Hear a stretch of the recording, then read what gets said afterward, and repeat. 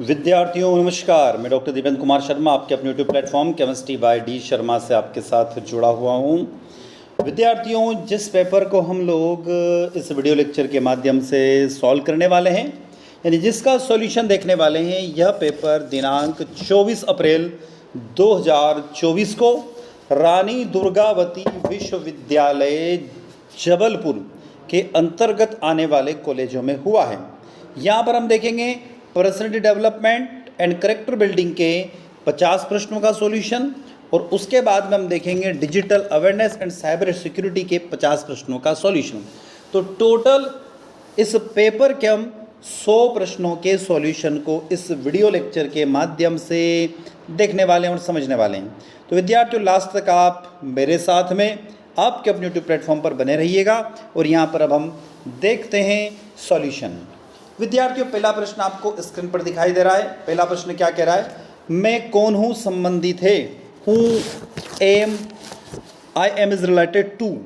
तो ये कर्म योग से संबंधित है। पहले का करेक्ट आंसर ए ऑप्शन हो जाएगा, कर्म योग। दूसरा, भारतीय मानक समय और ग्रीनविच समय में कितना अंतर है? तो करेक्ट आंसर ए ऑप्शन, 5.5 घंटे का अंतर है। प्रश्न क्रमांक 3, भारत में स्वाधीनता दिवस कब मनाया जाता है, यानी कि इंडिपेंडेंस? आप लोग अच्छे से जानते हो, 15 अगस्त को। तीसरे का बी ऑप्शन करेक्ट है। प्रश्न क्रमांक 4, भारत है स्वाधीन राष्ट्र, प्रजातांत्रिक देश, संघीय राज्य, यानी चौथा ऑप्शन डी करेक्ट हो जाएगा, उपयुक्त सभी। प्रश्न क्रमांक 5, स्वतंत्रता का प्रकार है राजनीतिक, आर्थिक और नागरिक।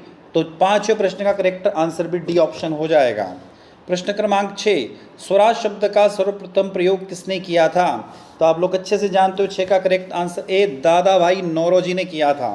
प्रश्न क्रमांक 7, वसुदेव कुटुंबकम का अर्थ क्या होता है?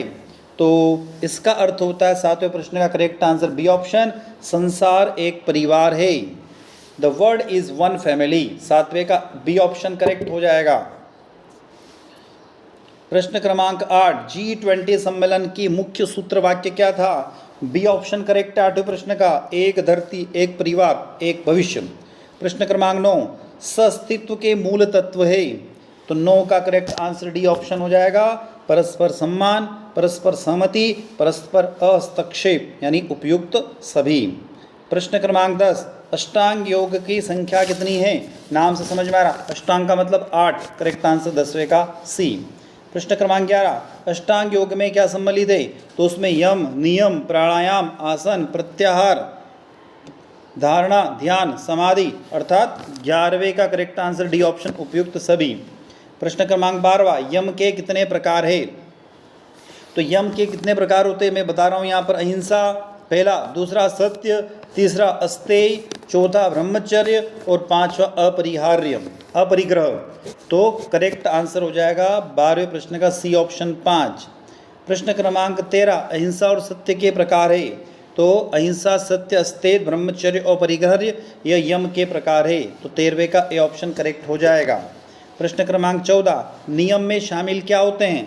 तो याद रखना, नियम में शौच, संतोष, तप, स्वाध्याय, ईश्वर और प्राणिधान ये शामिल होते हैं। तो 14 क्वेश्चन का करेक्ट आंसर डी ऑप्शन हो जाएगा।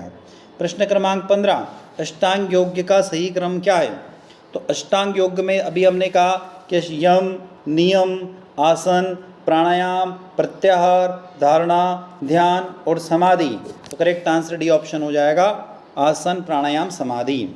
16, स्वास्थ्यवर्धक भोजन के लिए लीजिए हरी सब्जियां, अधिक पानी पीना, विटामिन को शामिल करना और उपयुक्त सभी। तो करेक्ट आंसर 16 का हो जाएगा, उपयुक्त सभी। तो 15वें का क्या हो करेक्ट आंसर है? 1 मिनट अपन चेक कर लेते हैं। यम, नियम, आसन, प्राणाहार, प्रत्याहार, ध्यान, समाधि। 15वें का तो डी करेक्ट है और 16वें का भी डी करेक्ट हो जाएगा, याद रखना 16 का भी डी हो जाएगा। 17, विटामिन सी की सबसे प्रचुर मात्रा किसमें पाई जाती है? तो आप लोग जानते हैं नींबू में पाई जाती है। 17 का सी ऑप्शन हो जाएगा, 17 का सी। 18, सबसे अधिक लोहा किसमें होता है? तो आप अच्छे से जानते हो, पालक में सबसे अधिक लोहा होता है, 18 का सी ऑप्शन। 19वां, इनमें से कौन भोजन का अनिवार्य अवयव है? तो याद रखना कार्बोहाइड्रेट भोजन का अनिवार्य अवयव होता है। 19वें का सी ऑप्शन हो जाएगा। क्यों? क्योंकि कार्बोहाइड्रेट को ऊर्जा का प्राथमिक स्रोत कहा जाता है। 20वां प्रश्न, प्रोटीन सबसे अधिक किस में पाया जाता है? तो सोयाबीन में पाया जाता है। 20वें का सी ऑप्शन। 21वां प्रश्न, भोजन ग्रहण करने की प्रक्रिया क्या कहलाती है? तो सी ऑप्शन अंतर्ग्रहण कहलाती है। 22वां प्रश्न, राम निवासी थे, तो राम कहाँ के निवासी थे? भगवान राम अयोध्या के निवासी थे। प्रश्न क्रमांक 23, नियमित दिनचर्या के क्या लाभ है? तो मानसिक स्वास्थ्य में वृद्धि, बेहतर शारीरिक स्वास्थ्य, आरामदायक स्थिति। तो 23वें का डी उपयुक्त सभी। प्रश्न क्रमांक 24, एक स्वस्थ भोजन योजना में शामिल होना चाहिए सब्जियां, फल, अंडे, वसा युक्त भोजन, डेयरी आइटम। तो 24वें का डी करेक्ट आंसर हो जाएगा। 25वां, सूक्ष्म व्यायाम में क्या शामिल नहीं है? तो 13 के सूक्ष्म व्यायाम में शामिल नहीं होती है। तो 25वें का डी ऑप्शन करेक्ट है। प्रश्न क्रमांक 26, सूक्ष्म व्यायाम में शामिल क्या है? तो टहलना, जॉगिंग करना, खेलकूद, एरोबिक्स अर्थात उपयुक्त सभी। तो 25वें का डी करेक्ट हो जाएगा। 26वें का डी करेक्ट हो जाएगा।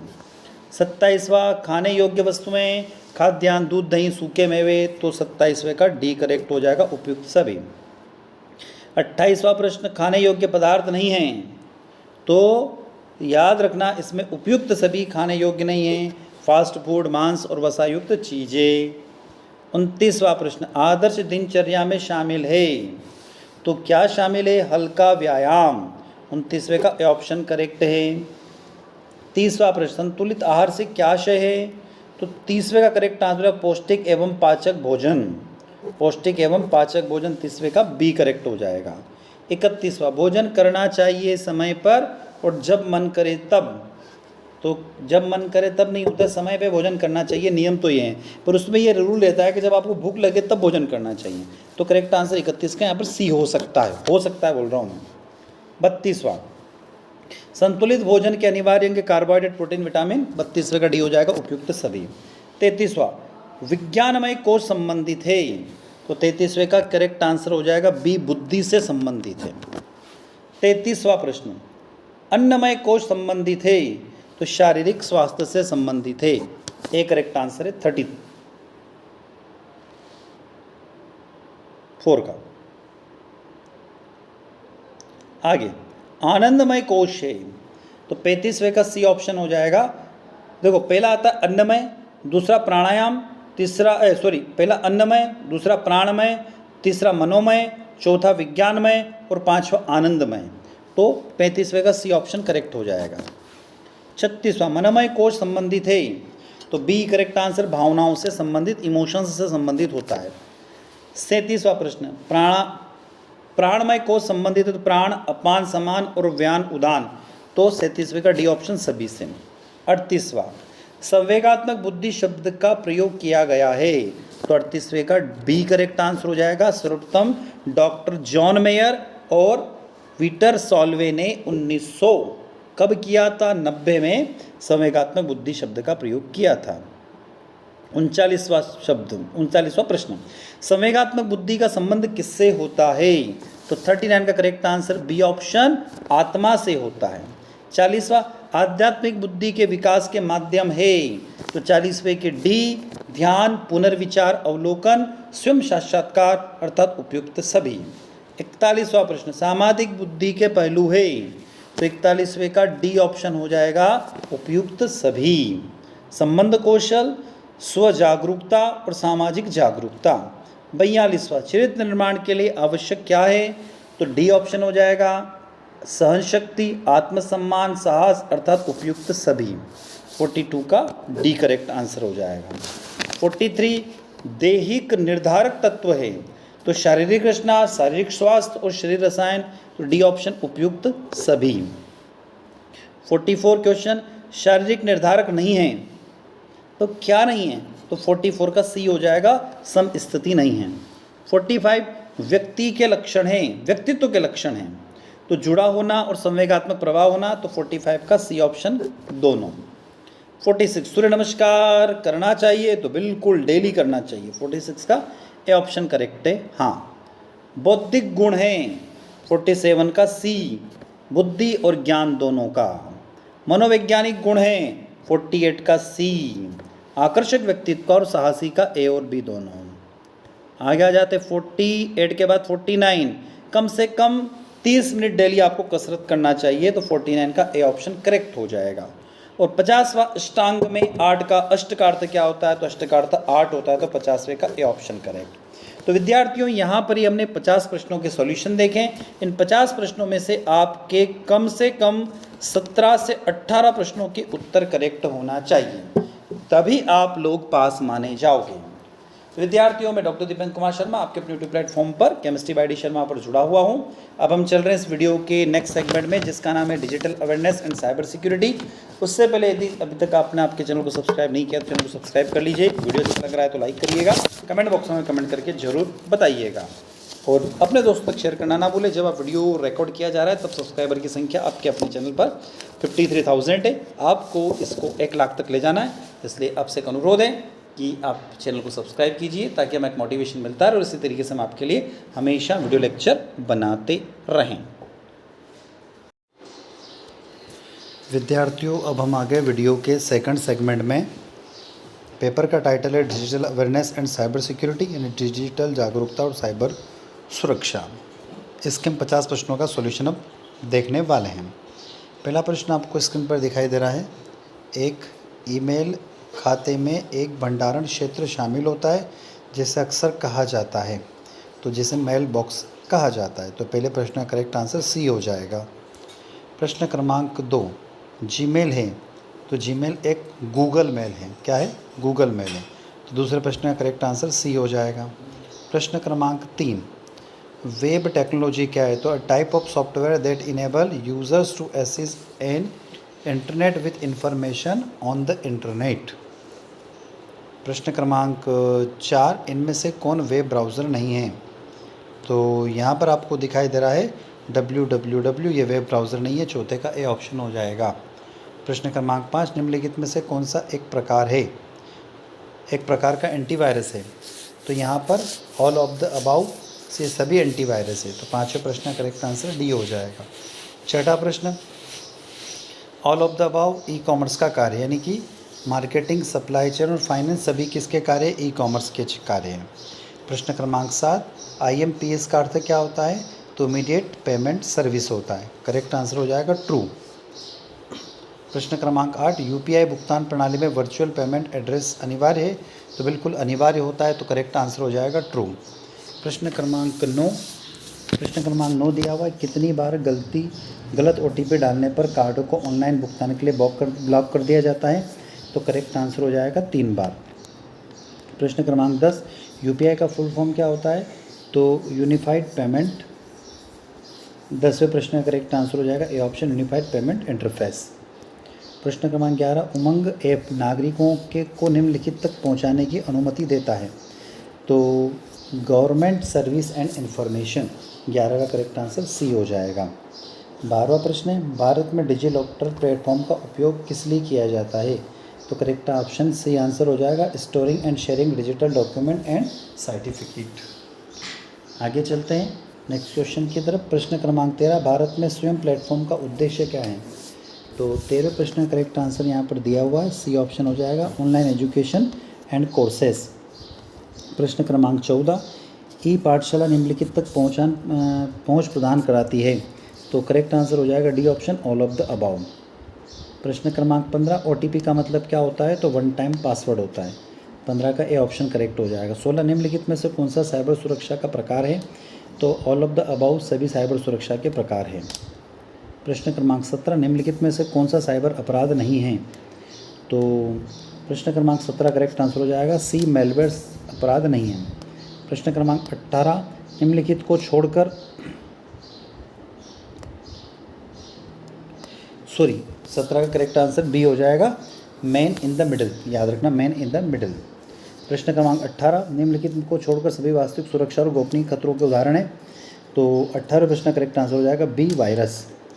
19वां प्रश्न, फायरवॉल एक प्रकार का क्या है, तो सिक्योरिटी थ्रेट्स है। 20वां प्रश्न, निम्नलिखित में से कौन सा कंप्यूटर खतरे का एक वर्ग है, तो यहाँ पर हो जाएगा 20 का correct answer C, DOS attack. 21वां प्रश्न, अनचाहे व्यावसायिक ईमेल के रूप में जाना जाता है तो उसको हम बोलते हैं यहाँ पर स्पैम। करेक्ट आंसर 21 का ए हो जाएगा। 22वां प्रश्न, यह विजिट की गई वेबसाइट के उपयोगकर्ता के बारे में अपनी जानकारी उपयोगकर्ता के कंप्यूटर पर संग्रहित करने की अनुमति देता है, तो 22 का करेक्ट आंसर हो जाएगा बी, कुकीज़। 23वां प्रश्न, आईटी अधिनियम 2000 में कितनी धाराएं हैं? तो विद्यार्थियों, जब आईटी अधिनियम बना था उस टाइम पर उसमें 94 धाराएं थी, 13 अध्याय थे और 4 अनुसूचियाँ थीं। बाद में इसमें एक अनुसूची को हटा दिया जिससे धाराएं घट के 90 हो गई। अध्याय तो 13 ही है और अनुसूचियाँ घट के 3 हो गई। तो यहाँ पर यदि हम कहें तो कितनी अनुसूचियाँ हैं, तो करेक्ट आंसर वर्तमान में तो 3 अनुसूचियाँ हैं, तो करेक्ट आंसर ए ऑप्शन हो जाएगा। प्रश्न क्रमांक 24, यह सेक्शन सरकार और एजेंसियों में इलेक्ट्रॉनिक रिकॉर्ड और डिजिटल हस्ताक्षर के उपयोग से संबंधित है, तो 24 का करेक्ट आंसर हो जाएगा बी, सेक्शन 5। निम्नलिखित में से कौन सा सोशल मीडिया प्लेटफॉर्म नहीं है? तो यहाँ पर अमेजन एक सोशल मीडिया प्लेटफॉर्म नहीं है। 26वां प्रश्न, निम्नलिखित में से कौन सा इंटरनेट सर्च इंजन का उदाहरण है? तो गूगल। 27वां प्रश्न, HTTPS का मतलब क्या होता है? तो 27 का करेक्ट ऑप्शन हो जाएगा A, hypertext transfer protocol, A option correct हो जाएगा। 28वां, ईमेल का मतलब इलेक्ट्रॉनिक मेल, 28 का ए ऑप्शन हो जाएगा। 29वां, निम्नलिखित में से कौन सा ईमेल पते सही प्रारूप है? तो यहाँ पर जो दिए उनमें से बी ऑप्शन करेक्ट हो जाएगा। 30वां प्रश्न, एक प्रकार का सॉफ्टवेयर है जिसमें उपयोगकर्ता के कंप्यूटर को वायरस का पता लगाने और उनसे बचने में मदद करने के लिए डिज़ाइन किया जाता है, तो 30वें प्रश्न का करेक्ट आंसर यहाँ पर हो जाएगा सी ऑप्शन, एंटीवायरस। प्रश्न क्रमांक 31, ई कॉमर्स का मतलब क्या है? तो इलेक्ट्रॉनिक कॉमर्स। 31वें का ए करेक्ट आंसर हो जाएगा electronic commerce, B option correct हो जाएगा। 31वें का बी हो जाएगा। 32वें का, सुरक्षित लॉगिन, सुरक्षित पैसा ट्रांसफ़र, सुरक्षित ऑनलाइन लेन देन के लिए OTP इस्तेमाल किया जाता है, तो 32वें का ए ऑप्शन करेक्ट हो जाएगा, ट्रू, बिल्कुल सही है। फ़ोन पे में QR कोड उपलब्ध होता है, तो बिल्कुल होता है, 33 का ट्रू हो जाएगा। 34वां प्रश्न, UPI की शुरुआत किसके द्वारा की गई? तो 34वें प्रश्न का करेक्ट आंसर है बी ऑप्शन, NPCI के द्वारा की गई। प्रश्न क्रमांक 35, UIDAI का पूरा नाम क्या है? तो 35वें का बी ऑप्शन हो जाएगा correct, unique identification authority of India. 36वां प्रश्न, ई गवर्नेंस मुख्य रूप से निम्नलिखित पर केंद्रित है, तो 36 का करेक्ट आंसर सी ऑप्शन हो जाएगा, using electronic means to deliver government services. प्रश्न क्रमांक 37, भारत में माई GOV प्लेटफॉर्म का उद्देश्य क्या है? तो 37वें का correct answer C, providing a platform for citizen engagements with the government. Question number 38, DigiLocker क्या है? तो करेक्ट आंसर यहाँ पर 38 का हो जाएगा B option, a cloud based platform for storage and verification of digital document. तो DigiLocker क्या है? तो डिजी लॉकर एक क्लाउड बेस्ड प्लेटफॉर्म है जो स्टोरेज करता है और वेरिफिकेशन करता है किसको? डिजिटल डॉक्यूमेंट्स को, तो 38 का करेक्ट आंसर बी ऑप्शन हो जाएगा। 39 क्वेश्चन, ई पाठशाला में प्राथमिक दर्शक कौन होता है? तो 39 का करेक्ट आंसर सी हो जाएगा, student and educators. Student and educators, विद्यार्थी और जो शिक्षाविद होते हैं वो सभी हैं। 40 निम्नलिखित में से कौन सा ई कॉमर्स का वर्णन करता है? तो 40वें प्रश्न का करेक्ट आंसर हो जाएगा D, all of the above, doing business electronically, doing business और sales of goods. Question number 41, निम्नलिखित में से कौन सा ई कॉमर्स के 4 प्रकारों का हिस्सा है? तो B2B होता है, B2C होता है, C2B होता है, ठीक है, और एक B2G भी होता है, G2B भी होता है, तो all of the above correct हो जाएगा। क्वेश्चन नंबर 42, साइबर सुरक्षा क्या है? तो 42 का करेक्ट आंसर यहाँ पर हो जाएगा डी ऑप्शन। अभी देखते हैं हम इसका, 42 साइबर सुरक्षा क्या है, इसको हम देखते हैं कि इसका करेक्ट 42 के बाद क्वेश्चन में 42 साइबर सुरक्षा क्या है, देखते हैं इसको भी हम। यहाँ पे करेक्ट आंसर हो जाएगा all of the above. Question number 43, निम्नलिखित में से कौन सा साइबर हमला एक प्रकार है? तो यहाँ पर 43 का करेक्ट आंसर हो जाएगा all of the above, D option correct है। 44, निम्नलिखित में से कौन सा एंटीवायरस प्रोग्राम है? तो 44 का यहाँ पर D option all of the above.